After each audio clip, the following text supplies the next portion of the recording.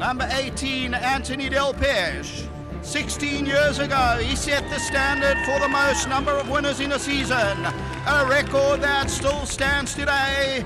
He's second on the national jockeys log, a multiple South African champion jockey. Let's welcome Anthony Delpech.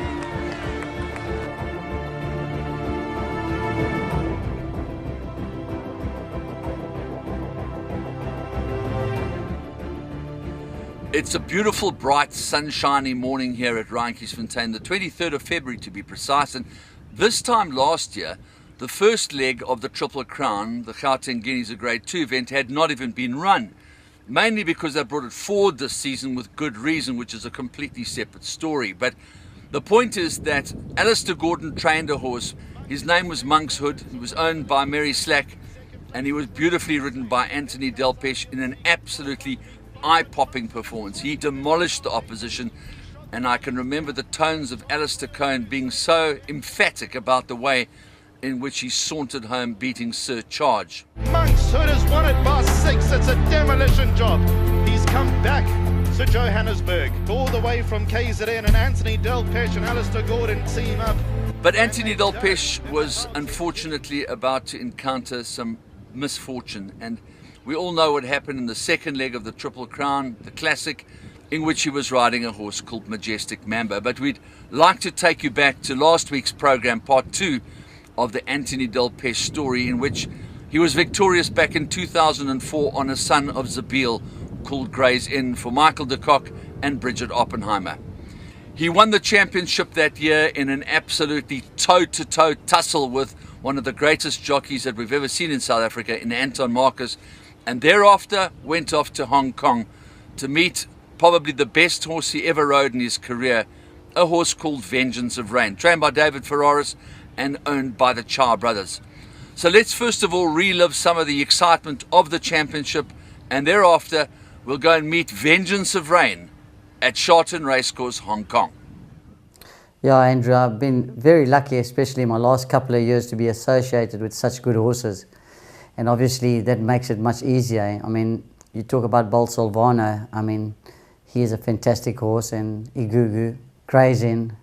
I mean, Gray's Inn's at stud today, and he's doing very well for himself. And sorry, I left Classic Flag out, which he was my first one. I'm very lucky to be associated with horses like that. I mean, so many jockeys would wish to be sitting on horses like this, and obviously with Igugu, I mean, she's still got a whole future ahead of her, and I believe she could be the special one. Your championship is about wins, and there has never been in my lifetime a more deadly struggle than there is between you and your compatriot Anton Marcus, who's also won 4 Julys and who's won the same amount of championships, and it must be the most entertaining spectacle that the South African racing public have ever been party to. You know what, I think racing needs something like that to boost it up, and you know what, it'd be so much better if there was something out there for the winning jockey. Then you wouldn't be just getting me and Anton Marcus chasing for it. You'll get 5, 6 top riders going out there trying to win the championship, because there's something out there, there's a carrot for them. And at the end of the day, whoever wins, it's more prestige than anything else, you know. And if there was a little bit more out there, I think you'll get better jockeys going out for it. I'm enjoying the challenge. It's fantastic, and it's good for racing. It's good for me. It lifts my game. I come to the races. I'm not just going to races trying to ride winners. I'm trying to finish as number 1 on the day. And I believe that my riding has improved over this last 2 months of the championship. I believe I'm riding better than I've ever ridden before, because I've got a challenge. The position I'm in at the moment with the championship doesn't faze me. It doesn't matter if he's 2 winners ahead or I'm 2 winners. I'm going out there. I'm not even bothered. I'm not even under pressure. The moment actually makes me ride better. But your wife's not ready. I mean, your wife is taking more strain by far than you are. Yeah. So she's taking strain, and it's different for a woman. But I'm very blessed, and you know what? If I win it, I've worked hard to get there, and if I win it, maybe I deserve it because I've worked hard to get it, you know. But if I lose it, it's not the end of the world. What I've achieved this season is greater than the championship. The best result, I believe, would be a draw. The draw would be the best result. But you know what? Whoever wins good luck to him. I won't lose any sleep over if Anton won it. As Michael said to me, he says, my boy, what do you want? You've won so much, you've achieved so much this season. Why you want to travel everywhere and win it? I said, Michael, it's all pride. It's pride. He says, pride, you get nothing out of it. You know what I mean? I said, yeah, but it's all you know. He says, you know what? You've got a family, you've got a home. You also got to think of those. I actually didn't tell you. The real reason I'm going for this championship because of Damon. Halfway through the year, I can't. Good evening, ladies and gentlemen. I'm sorry I cannot be here this evening with you as I've got obligation in Hong Kong. But I'd like to thank, firstly, the owners for supporting me through the season and the trainers for having the faith and the loyalty through me and my fellow riders. I will try and do my best to fly the South African flag high in Hong Kong for all of you. The title of champion jockey has been bestowed upon Anthony Delpech on 2 occasions. That's one thing. Anthony Delpech is currently plying his trade in the fertile ground of Hong Kong and is doing so much better than this time last year. Anthony, a very much happier Anthony Delpech and a very much happier family than this time last year. Yes, definitely, Andrew. It's been a good start to my season. I'm on 14 winners already after 3 months. Last season was much more difficult. I think, on 3 winners at this time of my season, so it was very hard, and I didn't want to come back and struggle again. I've been able to get back again the next season.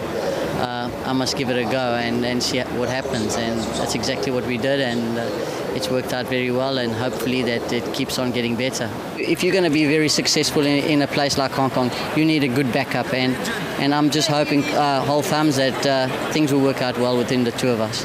Joyful Spirit, Grand Zulu battling to dash, a long way back, Good Prophet trying to stay on 100 to go, Key to Success in front, switching through Goody, here he comes, Grand Zulu, he's going to do the impossible, storms home, Goody in front, Grand Zulu. Wow, it brings back memories of Resfa doing that first up over 1400 metres.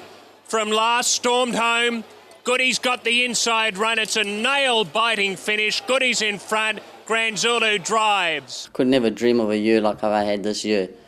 I mean, to win 4 Group 1 in 1 year, it's fantastic. Without having a horse like this, I mean, I could never have achieved what I've achieved in Hong Kong. He just seems to have got stronger and bigger and more assertive on the international scale. Oh yes, Andrew. He's matured into a real smart horse now. He's definitely, I think, he's a better horse than what he was last season. Everybody obviously thought, wow, he's got to really up his game to win on International Day. He had improved so much after his last race, and he just showed them on the day. When he walks in the ring, he's the shortest priced favourite in the history of the international races, and he's a Hong Kong horse. I mean, this is the stuff that movies and dreams are made of. Oh yes, Andrew. There was a lot of pressure on the day, but I had a lot of confidence in my horse, and I had a lot of confidence that David had done such a great job on the horse, and he had him spot on the day.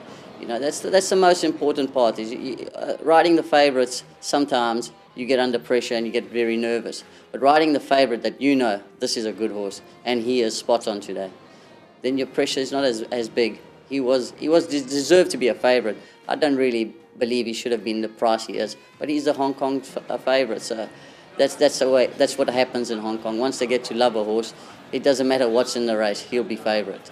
I never imagined myself to be here in Hong Kong, and obviously Silent Witness being the favourite horse in Hong Kong, but this is, I think, it was probably the second favourite horse in Hong Kong. Obviously the best stayer in Hong Kong, and the best stayer Hong Kong's ever seen or ever had. But I think whenever anyone's going to come here in Hong Kong and take him on, and have their work cut out. Anthony, we finished last week's program with you winning the Vodacom Durban July in 2004 in Gray's Inn. You've won 4 in total. You've won 3 championships. You've ridden all over the world. You've ridden a world champion in Vengeance of Rain. But the first thing we really want to go back to is, where did Anthony Delpech get this championship inclination, this drive, this determined drive to be a champion?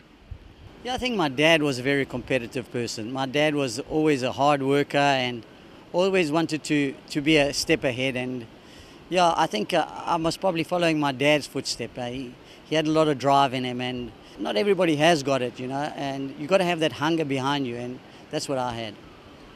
I think a lot of people underestimate the role of a jockey's wife, and they say that behind every successful man is a hugely supportive rock, and that's a very big understatement as far as your wife Candice is concerned. Yeah, Andrew, it's very difficult, especially the life that we live and the amount of time that we spend at home. And, the kids grow up a lot without you. And, if you don't have a wife behind you to support you and to back you every time, looking after the kids while you're not there. And, yeah, she's been my rock and through the difficult times that we've been through, and she's always been there behind me. You're always looking up to where Candice was standing with the kids, if the kids were around, or perhaps even in the front, up to the box. There's not a day that goes by where you go to the races alone. Yeah, whenever Candice gets a chance at Greyville especially, she always comes to the races and the kids follow on. And yeah, you just got to acknowledge them when they're there, because without them you wouldn't be in that winner's box, and without them I would never have achieved what I've achieved. So that's why I always look up and say thank you. And of course, David Ferraris has always had immeasurable respect for you as a professional, and I'm sure the same is true of him from your perspective. But there was a time where it was just a little bit dicey, but you managed to work through that. You mean working for David? Yeah. You got to have rocks. No, listen, David and I got a kiss and hate relationship. I mean, if you last as long as I last with David, then you've done very well. But as a horseman, he's a great horseman and very dedicated person, but also a bit sometimes always want to win. And as we know in racing, you're going to have more losers than winners. So that part he didn't really accept it very well. But you know what? He always came back to me, so that really was fantastic. And we had a great relationship at that time when we were going with the Vengeance of Rain. And yeah, I enjoyed it. Listen, without his backing in Hong Kong, and most probably I would have been back home way earlier. So you win the Champions and Traitors Cup, you win the Derby, you win the QE2 Cup, you win the International, beating the best in the world. It must be so hard for you to pick a moment that was above the rest with Vengeance of Rain. I think the Derby was the biggest for me. I mean, I hadn't achieved any big race success in Hong Kong, so the Derby was definitely my first Group 1.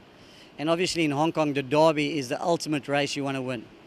And that evening before the race, I mean, I could hardly sleep. I was like shaking. I've never ever been so nervous. Obviously, he was odds-on favourite to win it. And yeah, I think that was my breakthrough also in Hong Kong. And I feel it's one of those races that I'll always remember. Well, I got sent a song by our executive producer, a guy called Dieter Wahlberg. He talks about It's Your Time. And there was a time when Vengeance of Rain, he had heart strain. He went back to the farm. They tried their best to patch him up, but he had delivered so many maximum performances. And it also sort of symbolized that was more or less the end of your Hong Kong escapade. Vengeance of Rain, I think, ended up making the decision for me once he retired. I remember that same race meeting. I went to the staff. I said, listen, I'm going to be going back. And they thought I'm a bit sad and everything else. But I had made my decision. I said, when he calls it the day, I'm going to call it the day. So, yeah, listen, Hong Kong was fantastic to me. And I always had at the back of my mind, have I made a mistake by leaving there? But thinking of your family, sometimes you've got to take them first before racing. Well, that kind of, in a way, shows you how tough Dougie White must be, because he's been hanging in that block for 14, 15, 16 years. I mean, he must have incredible cabin fever or resilience, one of the two. I think he must have a tough missus. I think it's very, very difficult on a woman's life and bringing up children, because we all stay in the same facility and very competitive. And I think Nikki's got a way of going around it, and hats off to her. Aidan Lithgow's done a documentary called Legends, and it's thousands of hours of commitment. And we honestly believe that we could make a full-length movie on you without difficulty. We know that there's life after being a jockey. the fact that your career was ended at a peak must have been a horrific thought for you to digest. But the reality in my book is that you're not sitting in a wheelchair. You've got your full mental capacity, and there's always hope. With the faith that you have as a man, I'm sure there's a little glimmer of light at the end of the tunnel for Anthony Delpech.